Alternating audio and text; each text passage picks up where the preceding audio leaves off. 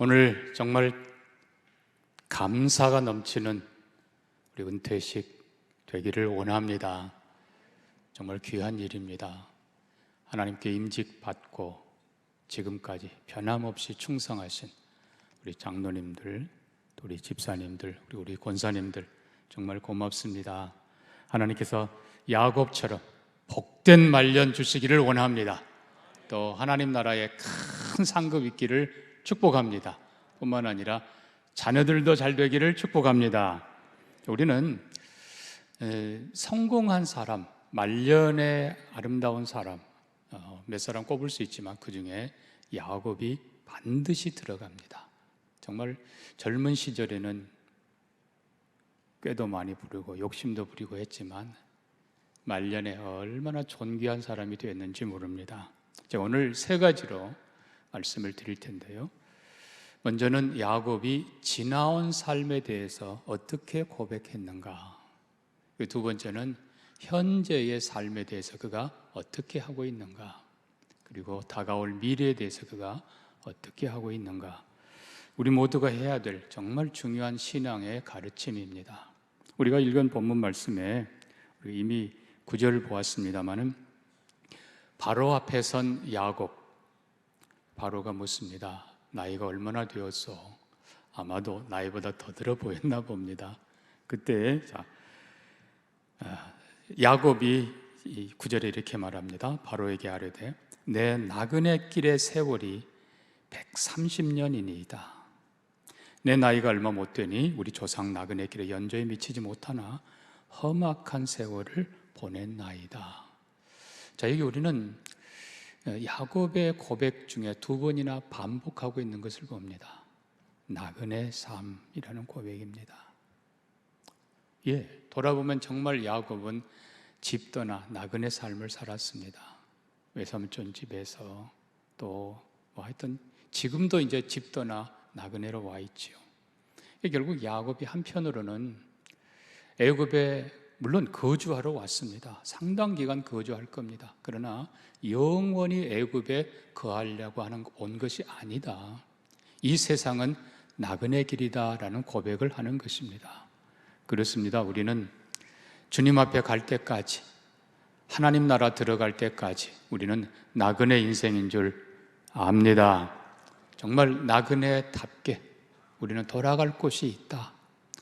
아무리 애굽에서 부귀영화 준다 하더라도 뒤에 나옵니다만 아들 요셉에게 내 시신을 약속의 땅, 네 할아버지가 산 그 굴에 나도 장사해 다오 부탁할 정도로 실은 그 약속의 땅이 영원한 하나님 나라의 관문이기 때문에 그렇습니다. 그래서 우리 모두가 여전히 우리는 나그네 길이라는 걸 기억합시다. 야곱은 말합니다. 험악한 세월 보냈습니다.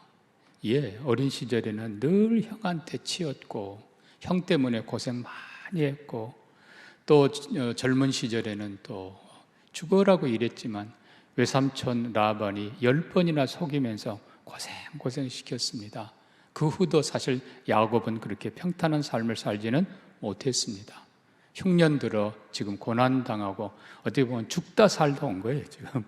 겨우 지금 온 겁니다. 그러나 여러분 한편 생각하면은 지금 130세라고 했는데 애굽에 17년 더 거주합니다. 그리고 세상 떠납니다. 그러니까 147세를 살지요.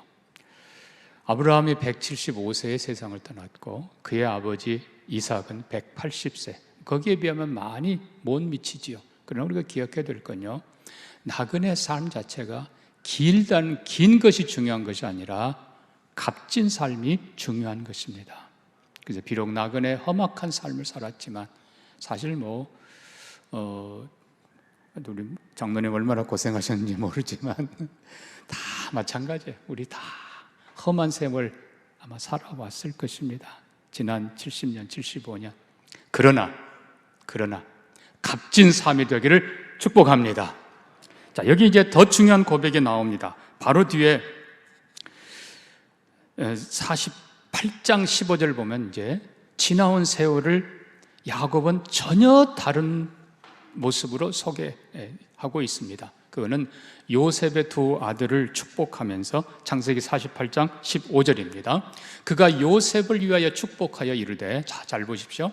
내 조부 아브라함과 아버지 이삭이 섬기던 하나님, 나의 출생부터 지금까지 나를 기르신 하나님, 그리고 나의 모든 환난에서 건지신 그 하나님이라고 고백합니다.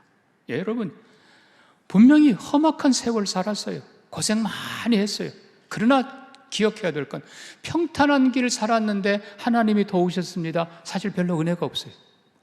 고생 많이 했습니다. 정말 죽을 고비도 몇 번 넘겼습니다. 그러나 야곱의 고백입니다. 지나온 날들, 나의 출생부터 나를 길러주신 그 하나님, 그리고 나의 할아버지 하나님, 내 아버지 하나님, 그분이 나의 하나님이십니다. 그분이 나를 모든 환난에서 건져 주셨습니다. 이 고백을 그의 사랑하는 아들에게 그리고 손자들에게 하고 있다는 것입니다. 귀하신 분들, 험한 세월 살아오셨을 겁니다. 그러나 그 모든 세월 속에 하나님이 도우셨고, 모든 환난 하나님께서 건지셨고, 하나님이 함께 하셨다고 고백하는 여러분 되기를 축복합니다. 그래서 자녀들에게 그걸 봤잖아요. 아버지가 얼마나 울었는지, 아버지가 얼마나 고생했는지. 그러나 그들에게, 애들아, 내가 고생 많이 했다. 그러나 하나님이 나와 함께 하셨다. 하나님이 나를 건지셨다. 그 하나님을 확실하게 고백하는 여러분의 과거, 그리고 여러분의 신앙 고백이 되기를 축복합니다. 두 번째로 야곱의 현재에 대한 고백입니다. 이 현재에 대한 고백은 다른 말로 하면 문제 앞에서 조금 거슬러 올라가 창세기 43장 13절을 보면 이제 흉년이 점점 심해집니다. 자, 내 아우도 데리고 떠나 다시 그 사람에게로 가라. 전능하신 하나님께서 그 사람 앞에서 너에게 은혜를 베푸사 다른 형제와 베냐민 돌려보내게 하시기를 원하노라. 내가 자식을 잃게 되면 이르리로다. 정말 여러분, 이 야곱이 생각할 때, 하나님 왜 이렇게 힘듭니까? 흉년도 힘든데 겨우 곡식을 사왔는데 열어보니까 돈이 그냥 들어있어요. 벌벌 떨죠. 이게 어떻게 된 일인지. 가서 그냥 돈은 갑절로 준비하고 사정사정해서 해결된 것 같았는데 웬걸요? 막내 데려오지 않으면 너희들은 첩자라. 이건 어떻게 된 거예요? 시므온도 갇혔고, 베냐민, 정말 사랑하는 라헬의 형 요셉은 잃어버렸고, 베냐민 하나 이거 끼고 살았는데 어떻게 해요? 여러분, 이 환난 앞에서 마지막 야곱의 고백입니다. 전능한 하나님께서 은혜를 베푸시기를 원한다. 여러분, 이게 우리의 신앙 고백이고, 우리의 모든 삶 속에 문제 생길 때마다 전능하신 하나님이 은혜를 베푸시리라. 내가 잃으면 이르리라. 우리가 다 잃어도 하나님께서 회복해 주실 줄 믿습니다. 더 아름다운 고백이 나옵니다. 자, 그렇게 베냐민을 마침내 보냅니다. 시므온도 갇혔고 베냐민도 이제는 떠나가는데 야곱이 얼마나 아들들이 돌아오기를 기다렸겠습니까? 얼마 후에 아들들이 돌아오는데, 아버지 보니까 거기 갇혔다던 시므온도 옵니다. 그리고 잃어버릴 뻔했던 베냐민도 돌아옵니다. 근데 그냥 돌아온 게 아니라 자식들이 뭐라고 말해요? 아버지, 죽은 줄 알았던 요셉이 살아있습니다. 살아있는 정도가 아니라 애굽에 뭐가 돼 있어요? 총리가 돼 있습니다. 처음에는 믿을 수가 없었죠. 그러나 아들이 보낸 황금 수레를 보면서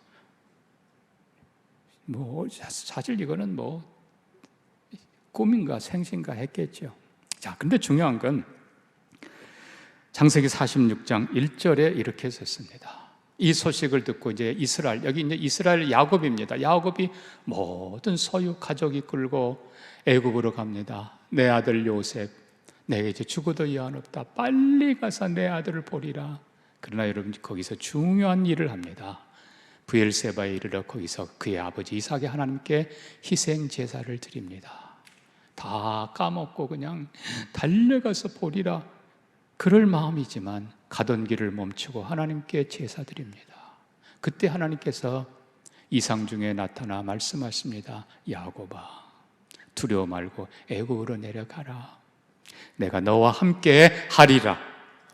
내 자손을 번성하게 하고 반드시 돌아오게 하리라. 여러분, 어려운 일을 당할 때는 언제나 하나님의 은혜 앞에 다 내려놓으시기를, 맡기시기를 바랍니다. 그리고 기쁜 일이 있을 때 당연한 것 축복이지요. 당연히 달려갈 수 있죠. 그러나 가던 길 멈추고 하나님께 제사, 하나님께 예배, 하나님 감사, 하나님 감사. 하나님께서 그 야곱을 사랑하셔서 이스라엘이라 부르신 거죠.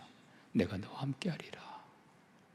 여러분, 무슨 일이 있든지 간에 곤란한 일 앞에 전능한 하나님께 다 맡겨드리고 기쁜 일 앞에 더 감사하는 여러분 되기를 축복합니다. 자, 마지막으로 미래를 향한 야곱의 고백. 우리는 이미 아까 47장에서 요셉의 두 아들을 축복하는 것을 보았습니다. 살아생전 기대도 안 했던, 죽은 줄 알았던 요셉이 살아있을 뿐만 아니라 두 아들까지, 므낫세, 에브라임까지 보게 하십니다. 야곱은 기쁘게 요셉의 두 아들을 축복합니다. 물론 손을 어긋맞겨 축복했지요. 그러나 중요한 것은요, 두 몫의 복을 주었다는 것입니다.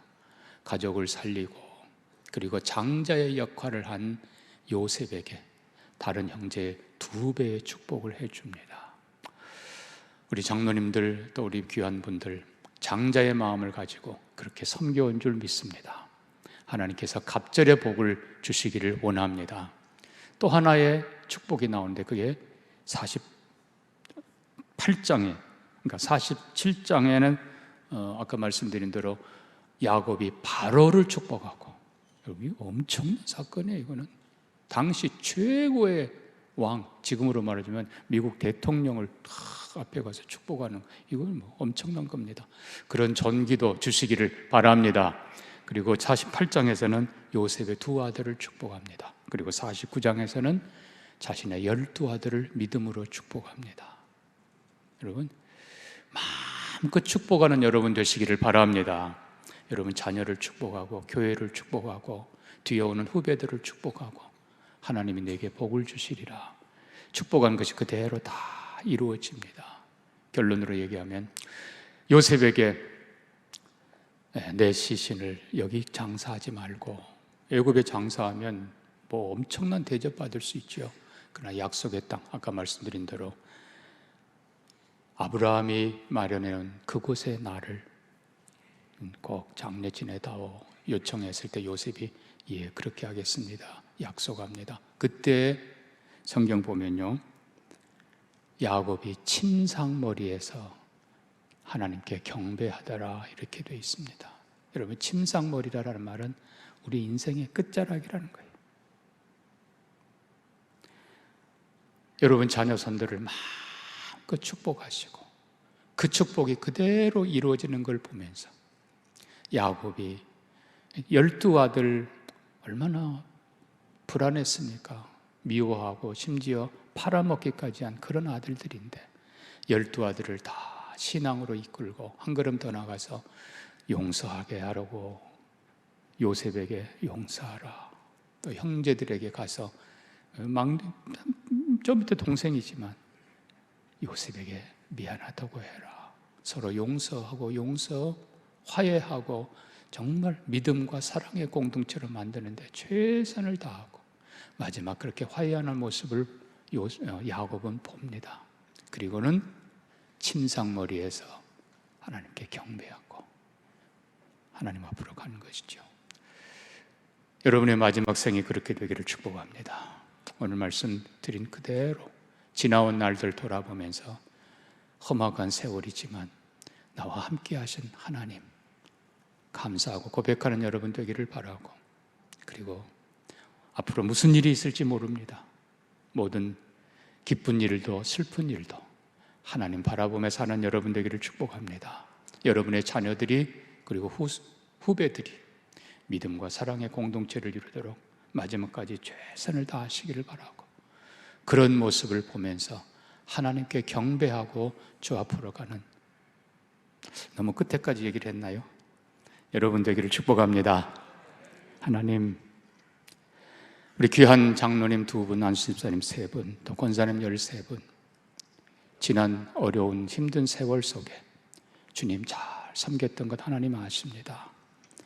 하나님을 향한 고백이 더 아름다워지게 하시고 또 끝까지 믿음으로 살게 하시고 자녀들과 더 많은 후배들을 믿음과 사랑으로 이끌도록 인도해 주옵소서. 축복하며 예수님 이름으로 기도합니다. 아멘.